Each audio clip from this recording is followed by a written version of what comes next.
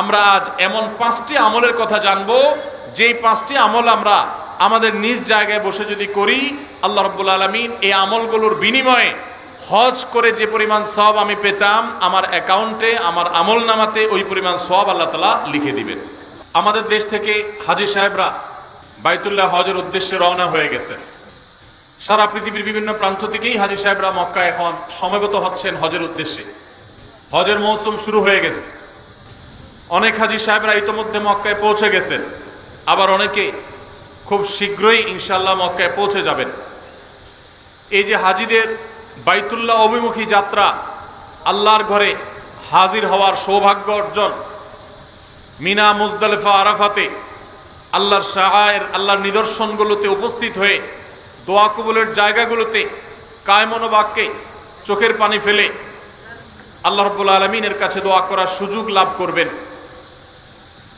শত শত নবী রাসূলগণ যে পবিত্র ভূমি তাদের পদচারণায় মুখরিত হয়েছে, বহু নবী রাসূলগণ যেই জায়গায় হাজির হয়েছেন, উপস্থিত হয়েছেন, আরাফাতের ময়দানে একত্র হয়েছেন, বাইতুল্লাহর জিয়ারত করেছেন, তওয়াফ করেছেন, যেই সাফা মারওয়া ইব্রাহিম আলাইহিস সালামের স্মৃতির সাক্ষী, ইসমাইল এবং হাজার আলাইহিমা সালাতু ওয়াস সালামের স্মৃতি বিজড়িত যেই সাফা মারওয়া, সেখানে যেতে কোন মুসলমানের মনে না চায়?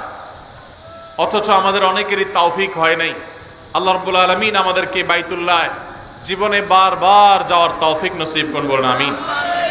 ভাইয়েরা আমার, হজ এবং উমরার যে ইবাদত, এই ইবাদত যাদের করার তৌফিক হয়েছে, যাদের করার সৌভাগ্য হয়েছে, যাদের খুশনসিব হয়েছে, তারাই বলতে পারবেন যে এই ইবাদত কত প্রেমময় ইবাদত, এই ইবাদতের তৃপ্তি কত অতুলনীয়, এর স্বাদ কত অবর্ণনীয়। এটা যারা বারবার বাইতুল্লাহ যাওয়ার তৌফিক পেয়েছেন তারাই বলতে পারবেন। ভাইরা আমার, পৃথিবীর কোনো দর্শনীয় স্থান, পৃথিবীর কোনো দেখার মতো জায়গা একবারের বেশি দ্বিতীয়বার মানুষের দেখতে যেতে আর ইচ্ছা করে না, ওই জায়গা আর টানে না। আমি পৃথিবীর বিভিন্ন দর্শনীয় স্থান, বিভিন্ন প্রোগ্রামকে কেন্দ্র করে দেখার সুযোগ হয়েছে। ভারতের তাজমহল, বিভিন্ন পৃথিবীর বিভিন্ন দেশের বিভিন্ন জায়গা দেখার সুযোগ আল্লাহ তাআলা দিয়েছেন।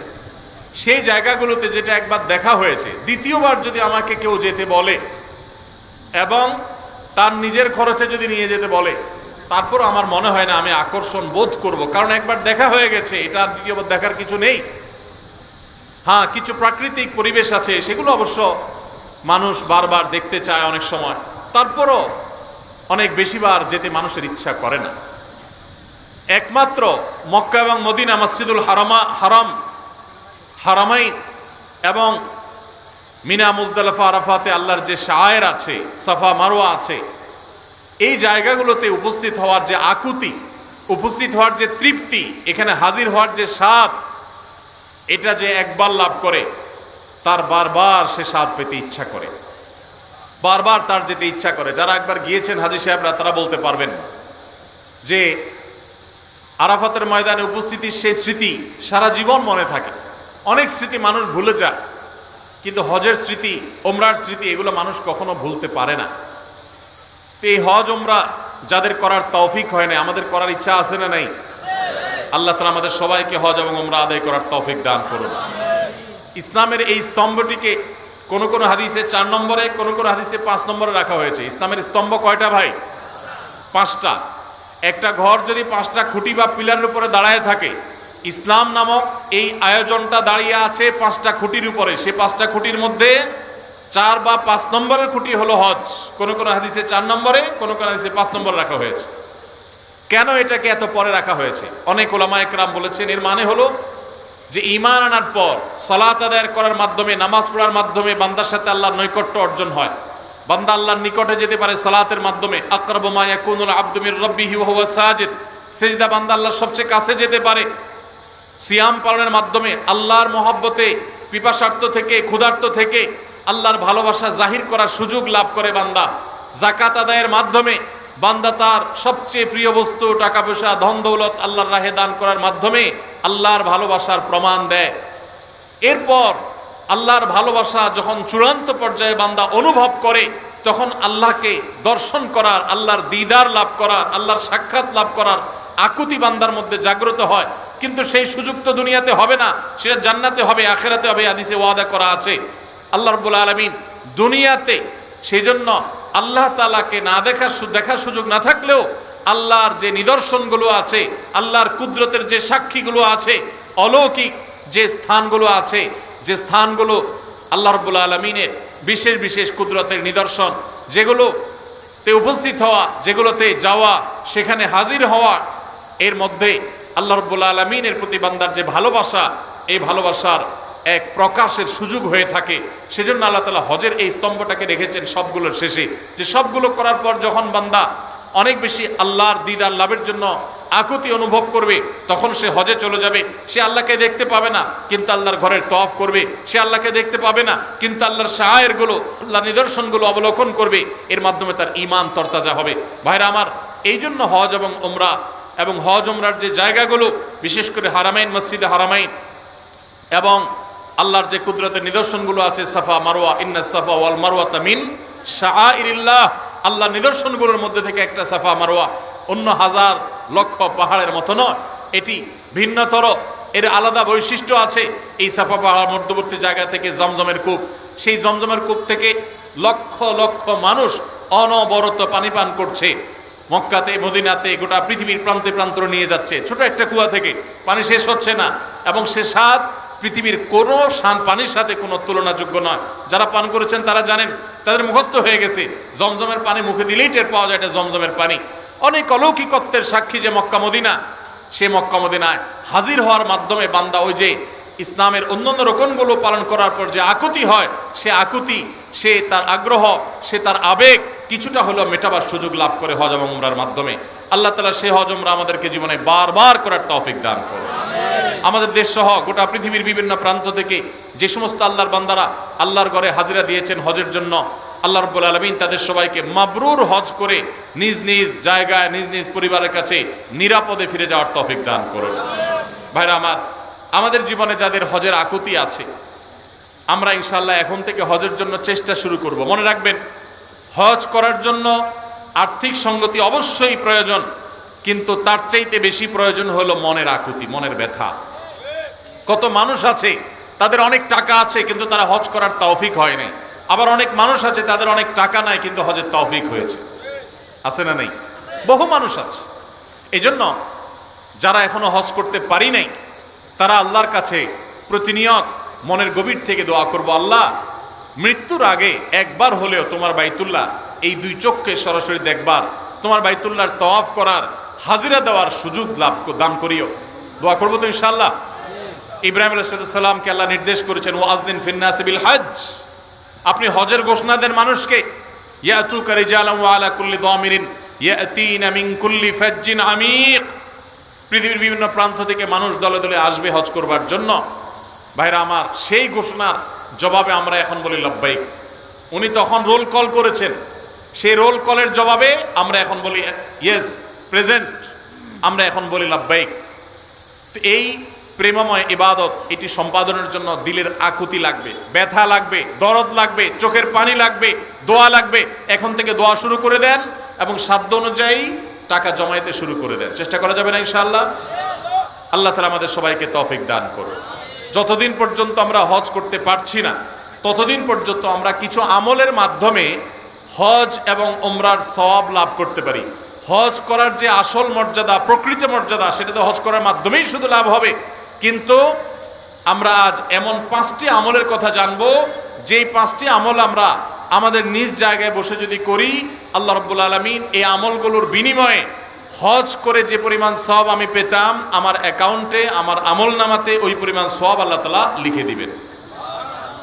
তাহলে যারা হজ করতে পারছি না, তারা হজ করার জন্য তো চেষ্টা করবই, তার পাশাপাশি এই আমলগুলো যদি করি, আমরা আশা করব আল্লাহর কাছে যে আল্লাহ তাআলা হাজী সাহেবদের হজের মাধ্যমে যে সওয়াব লাভ করেন, আল্লাহ তাআলা আমাকেও মাহরুম করবেন না, আমাকেও তাদের মতো সওয়াব দান করবেন। এরকম 5টি আমলের ভিতরে সর্বপ্রথম যে আমলের কথা বলবো সেটা হলো 5 ওয়াক্ত নামাজের পরে তাসবিহ পাঠ করা।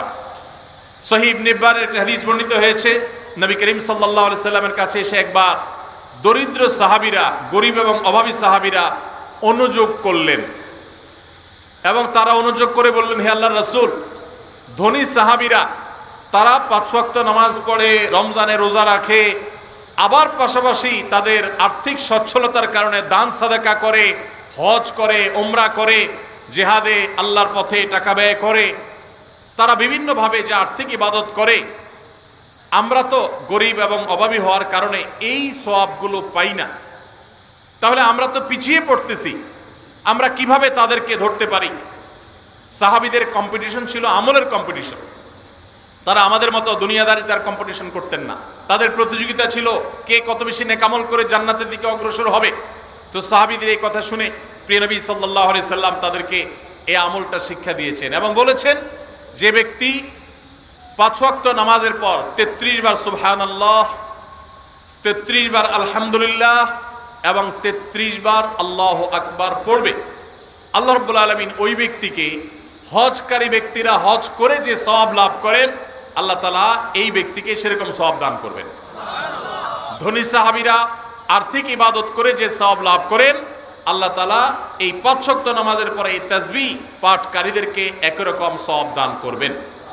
ভাইরা আমার, আবারও বলছি, এর মানে এই নয় যে হজ করার যে মর্যাদা আছে হুবহু সেই মর্যাদা সব দিক থেকে শতভাগ সেই রকমই আপনি আল্লাহ তাআলার কাছে মর্যাদা লাভ করবেন এই আমলের মাধ্যমে, ব্যাপারটা তা নয়। তবে হজ করে যে পরিমাণ সওয়াব পাবেন, বিনিময় পাবেন, আল্লাহ আপনাকে সেই পরিমাণ বিনিময় দান করবেন।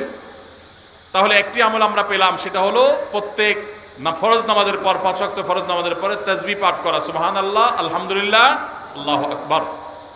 কোন কোন বর্ণনায় সুবহানাল্লাহ এবং আলহামদুলিল্লাহ 33 এবং আল্লাহু আকবার 34 বারও বর্ণিত হয়েছে। সেটা আমরা অনেকে করি, আমলটা আমাদের সমাজে প্রচলিত আছে, এটা করলেও হবে ইনশাআল্লাহ। 33 বার সুবহানাল্লাহ, 33 বার আলহামদুলিল্লাহ এবং 34 বার আল্লাহু আকবার।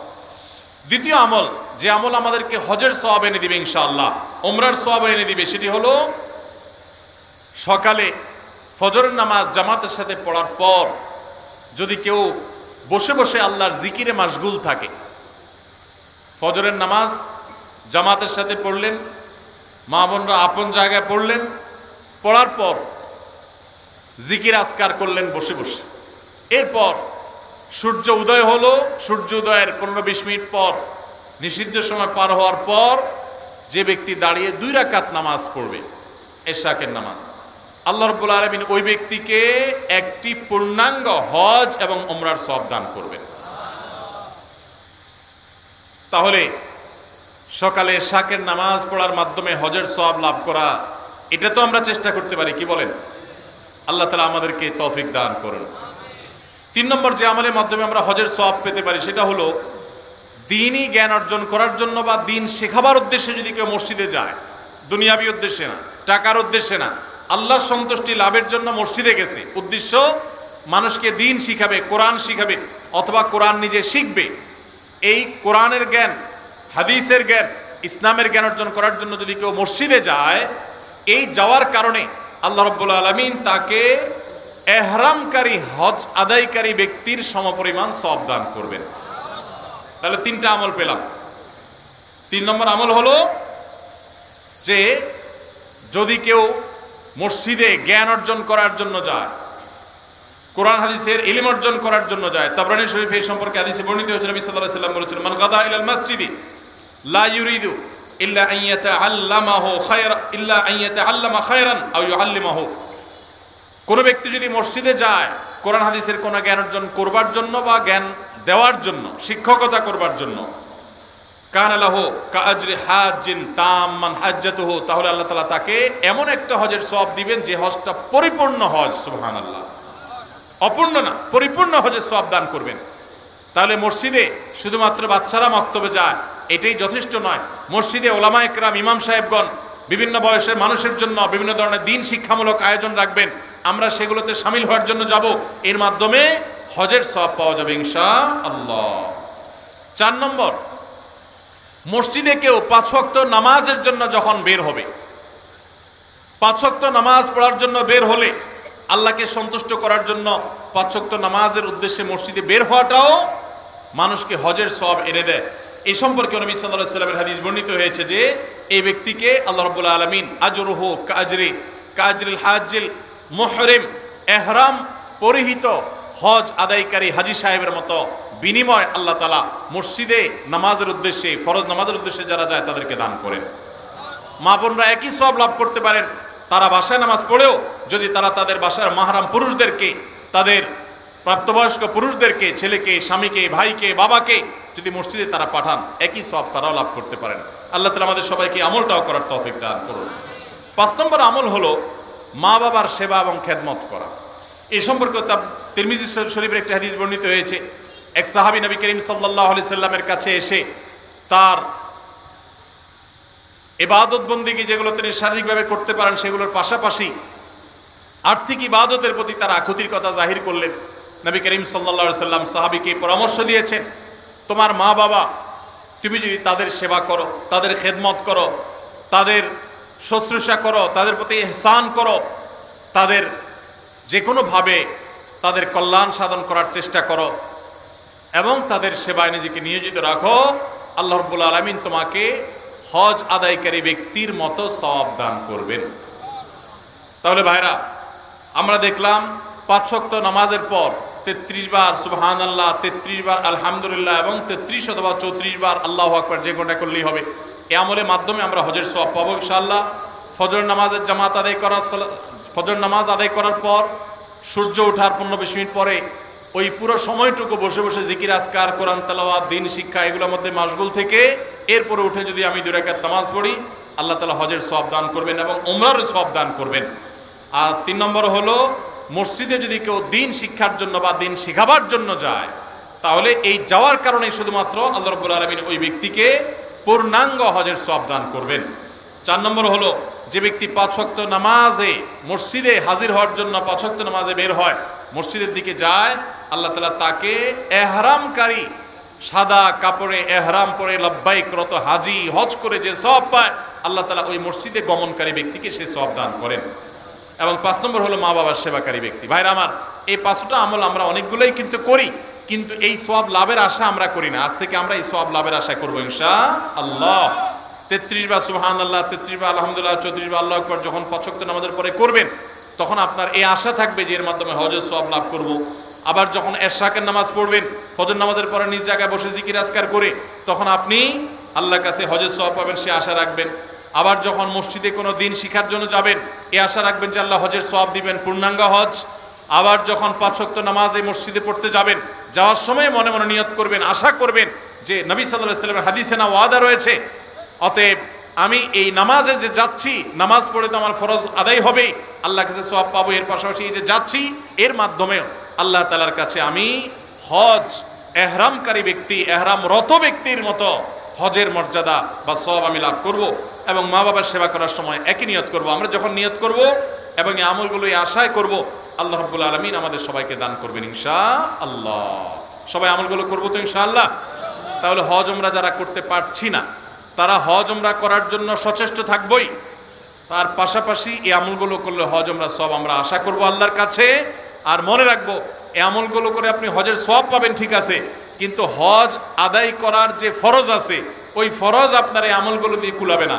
ওইগুলোর জন্য অবশ্যই আপনাকে বাইতুল্লাহ গিয়ে হজ আদায় করতে হবে। আল্লাহ তাআলা আমাদের সবাইকে কোরআন এবং হাদিসের সমস্ত নির্দেশগুলো, সমস্ত নিষেধগুলোকে মেনে চলার তৌফিক দান করুন। সবার চেষ্টা করবো তো ইনশাআল্লাহ।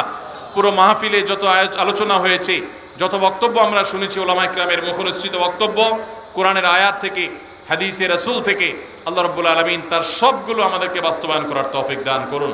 মাহফিল আয়োজক কমিটি, তারা যে পরিশ্রম করেছেন, যারা অর্থ দিয়েছেন, যারা শ্রম দিয়েছেন, যারা বুদ্ধি পরামর্শ দিয়েছেন, যারা ভলান্টিয়ার সার্ভিস দিয়েছেন, আল্লাহ রাব্বুল আলামিন তাদের সবাইকে সর্বোত্তম বিনিময় দান করুন, আমিন। জাযাকুমুল্লাহু খায়রা ওয়া আখিরু দাওয়ানা আলহামদুলিল্লাহি রাব্বিল আলামিন। আসসালামু আলাইকুম ওয়া রাহমাতুল্লাহি ওয়া বারাকাতুহু।